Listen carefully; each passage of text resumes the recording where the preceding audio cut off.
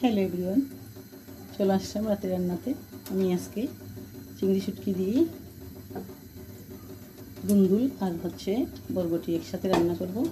প্রথমে কড়াইতে তেল দিয়ে দিলাম। এখন আমি পেঁয়াজ দিয়ে দিচ্ছি। পেঁয়াজ একটু ভেজে নিচ্ছি। পেঁয়াজের সাথে আমি আগে থেকেই ধুয়ে রাখা চিংড়ি শুটকি দিয়ে দিলাম।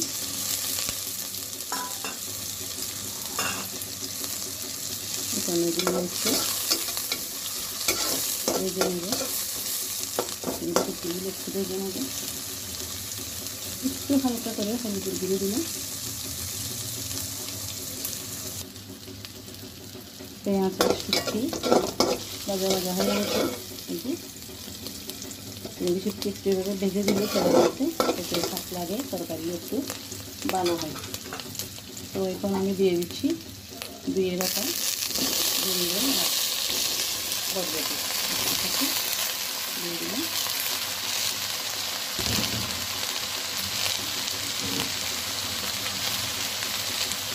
দিয়ে দিলাম লবণ। এবার একটু নেড়ে চেড়ে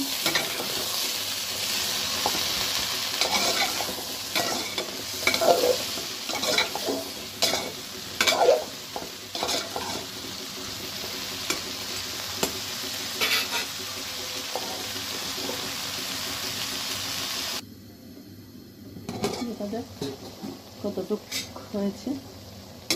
অনেকটা মজে গেছে।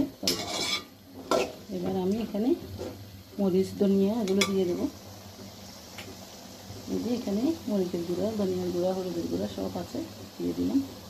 এখান থেকে তরকারি থেকে রস বের হয়েছে, তো সেজন্য আমি আজকে মরিচগুলো গুঁড়াই দিলাম। আমি দিয়ে মিক্স করে দিইনি। তো একটু সিদ্ধ হোক, মরিচটা একটু সিদ্ধ হোক।